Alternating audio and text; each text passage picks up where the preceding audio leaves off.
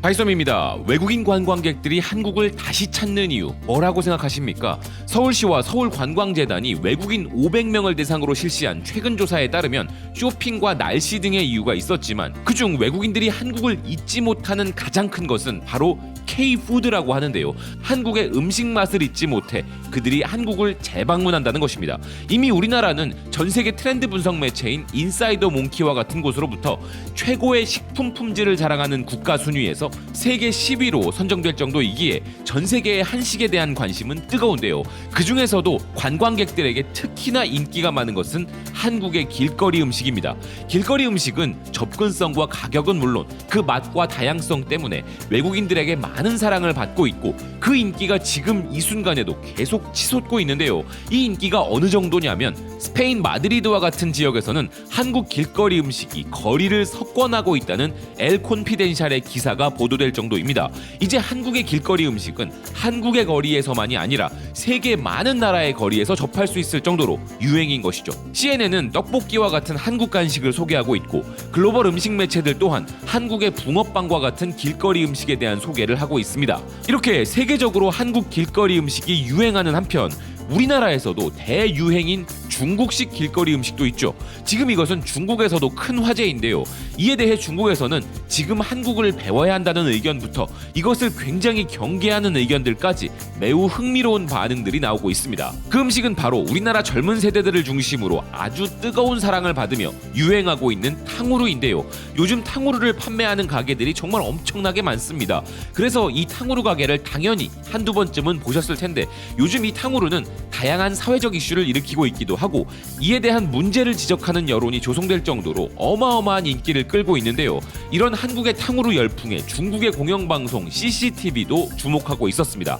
CCTV는 요즘 탕후루가 한국에서 떡볶이보다 더 인기가 있다면서 장사가 잘 되는 매장의 경우 한 달 순이익이 3만 위안, 한화로 540만 원 정도라고 보도하고 있는데요.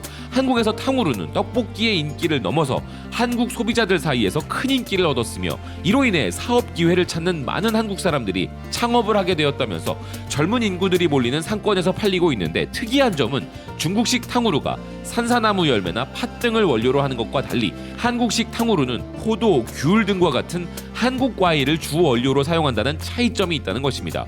실제 한국농수산식품유통공사에 따르면 한국 전통 간식인 떡볶이보다 청소년들에게는 탕후루가 더 인기가 높다는 조사 결과가 나왔으며 이로 인한 창업도 늘고 있다는 것이 CCTV의 보도인데요. 또 다른 중국 매체 글로벌타임즈는 한국에서 중국의 마라탕 열풍 이후에 이제는 탕후루 열풍이 불고 있다면서 한국의 젊은이들은 다양한 문화의 음식을 맛보려는 의지가 높은 편이며 이러한 개방적인 소비 사고방식은 한국 소비자 시장을 풍요롭게 하고 다국적 요리의 확산을 촉진하는 한편 중국과 관련한 외교적 이슈와 중국 음식은 상관관계가 없는 것 같다는 분석을 내놓고 있었습니다.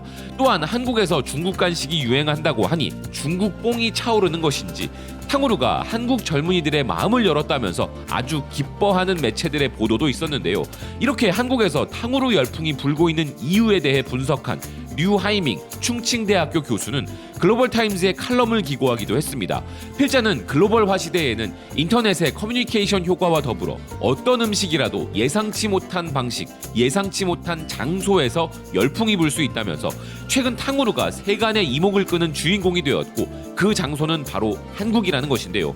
한국을 중심으로 소비자들의 마음을 사로잡았을 뿐 아니라 유럽의 여러 나라에서도 이제 인기를 끌고 있다면서 중국에서는 이 탕후루의 기본 재료인 산사나무 열매 외에 고추장아찌, 닭발로 만든 탕후루도 있고 참신하고 흥미로운 조합이 많은 반면 한국에서는 과일을 중심으로 퍼지기 시작했다는 필자는 이런 탕후루의 인기는 예상치 못한 일이지만 합리적인 일이기도 하다는 것입니다. 한국에서의 탕후루 인기는 음식 자체의 매력 외에도 외부적 조건이 뒷받침되었다면서 한국의 탕후루가 소개된 것이 불과 몇 년밖에 되지 않았지만 인터넷을 통한 확산이 대유행을 만들어냈다는 것인데요. 또한 한국의 경우 한국 대중음식의 유행은 그 대세 주기가 극히 짧고 음식 종류도 더 빠른 속도로 소비되며 많은 한국 젊은이들은 핫하다는 제품을 즐겨 소비하는 편인 부분도 주요했다는 필자는 한국의 사회적, 지리적 환경도 이런 유행에 관계가 있다는 것입니다. 한국에서는 최근 몇 년 동안 베트남의 쌀국수, 대만의 밀크티, 중국의 마라탕도 유행했는데 이는 한국의 국토 면적이 작은 데다가 인구가 상대적으로 수도권에 집중되어 있어 인기 음식은 급속도로 유행 물결을 타는 경향이 있고 탕후루가 지금 그렇다는 것인데요. 아울러 한국의 탕후루의 인기는 중국에게 큰 영감을 준다는 필자입니다. 중국도 한국처럼 전통적 방식을 고집하지 말고 현지에 적용시키는 방법을 고려해야 한다는 것인데요. 중국을 방문한 외국인들이 중국에는 맛있는 음식이 셀 수 없이 많은데 왜 인기를 끌지 못하는가에 대한 질문을 하는데 그 답이 한국에 있다는 것입니다. 탕후루가 한국의 소비자들의 마음을 사로잡은 것은 바로 한국 현지화 과정을 거쳤기 때문이며 현재 한국에서 인기가 있는 탕후루는 중국식보다 설탕이 묽은 편이고 이는 한국인들의 식습관을 바탕으로 만들어진 개량 탕후루라는 것인데요. 마찬가지로 중국도 전통을 고집하기보다는 현지에 맞게 개량을 해야 한다는 필자입니다. 그런데 정상적인 중국 학자들과 마케팅 전문가들은 한국의 탕후루 사례를 통해 중국이 나아가야 할 길에 대한 긍정적인 분석을 내놓고 있는 반면 중국 온라인상에서는 지금 이 한국 탕후루 열풍에 엄청난 긴장을 하고 있는 상황이고 그 이유도 정말 기가 막혔는데요. 중국 웨이보상에서는 한국인들은 탕후루에 대해 알지도 못한다면서 여름에 탕후루가 끈적거리는 것과 뒤처리가 어려운 것을 두고 불만을 표하는 한국인들이라며 겨울 간식을 왜 여름에 먹고 있냐는 비아냥부터 중국식이 아니라 한국식이 더 맛있는 것 아니냐면서 한국식으로 먹어보자는 말을 했다가 악플 공격에 시달리는 사람들까지 대혼돈 상황입니다. 그 중에서도 가장 어이가 없는 논란은 바로 한국이 탕후루를 뺏어가기 전에 무슨 수를 써야 한다는 것이었는데요. 북경망을 비롯한 중국의 다양한 매체들에는 지금 아주 골 때리는 기사가 등장하고 있었습니다. 탕후루가 한국에서 너무 큰 인기를 끌자 중국 네티즌들은 걱정을 하기 시작했다는 것인데요. 그 이유는 한국이 중국의 탕후루를 자신들의 것으로 둔갑시켜 한국의 것으로 포장하여 자신들로부터 탕후루를 빼앗아갈 것이라는 겁니다. 중국인들은 실제로 이런 반응들을 보이고 있었는데요. 끝났다. 아마 또 흥행에 성공할 것이고 이건 또 다른 한국 발명품이라고 할 거야. 24절기도 한국의 무형문화 유산이 됐어. 이제 우리가 뭘 할 수 있겠어. 햄버거와 콜라도 한국이 발명했고 탕후루도 한국이 발명했어. 미래에는 핵폐수도 발명할 것이다. 이렇게 탕후루가 한국 음식으로 알려질 것이라는 긴장감을 갖고 있는 중국인들인데요. 이런 반응이 어이가 없는 것은 뭐 눈엔 뭐만 보인다고 언제고 한국 음식들을 자기들 것으로 둔갑시키려는 수작을 부리는 중국이니까 이런 반응을 보이고 있는 게 아닐까 합니다.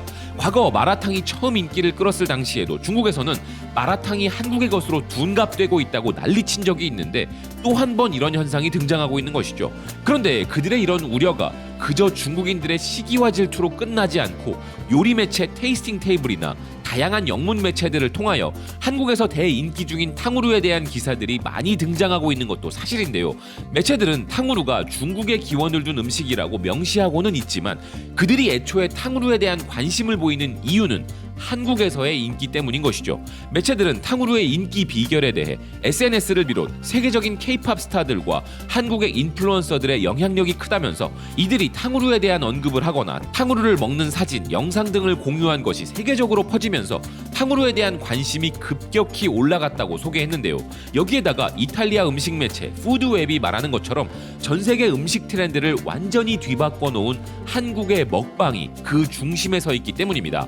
한국식 표현인 먹방이란 단어가 전 세계적으로도 그대로 쓰여지며 SNS에서 인기를 누리고 있는 한국 먹방 스타들과 인플루언서들이 무엇을 먹고 어떻게 먹는지가 세계적 유행을 만들어내는 기현상이 벌어지고 있고 이들의 영향력은 세계적 음식 트렌드를 바꿀 수도 있다는 평가를 받고 있는 상황인데요. 그런데 여기에 탕후루가 등장한 것이 중국인들에게는 불안감을 조성하고 있는 것입니다. 누가 자기들 나라의 음식을 좋아해 준다고 하면 그 자체로 그냥 기분 좋은 소식이 되는 게 아니라 그걸 한번 꼬아서 받아들이는 중국인들은 진짜 특이하다는 생각이 드는데요. 이 탕후루의 인기로 인하여 최근 우리나라에서는 젊은 당뇨나 치아 문제 등의 부정적인 부분에 대한 지적이 나오자 원래부터 탄수화물 위주의 식단에 과당 섭취가 많은 우리나라이기에 생각보다 탕후루의 영향은 크지 않다는 반론도 나오면서 사회적 이슈로까지 이어지고 있고 뒤처리 문제 등으로 인해 사회적인 골칫거리가 된다는 부분도 있으며 이제 붕어빵을 비롯한 우리 겨울 간식들이 나오면서 탕후루는 자연스럽게 지나가는 유행일 뿐이라는 이야기도 나오고 있습니다. 실제 탕후루 가게로 창업을 했던 많은 분들이 폐점을 하고 있다는 기사들도 등장하고 있죠. 탕후루의 인기에 큰 역할을 하는 부분은 과일을 감싼 윤기나는 설탕 코팅이 주는 시각적인 요소들도 있을 것이고, 개인적으로는 원래 단 음식을 잘 안 먹어서 특별히 좋아하는 것도 아니긴 한데요. 하지만 자신들의 것을 한국에 뺏길까봐 노심초사하는 얼토당토한 중국의 반응은 사뭇 흥미롭다는 생각입니다. 여러분의 생각은 어떠십니까? 시청해주셔서 고맙습니다. 또 뵙겠습니다.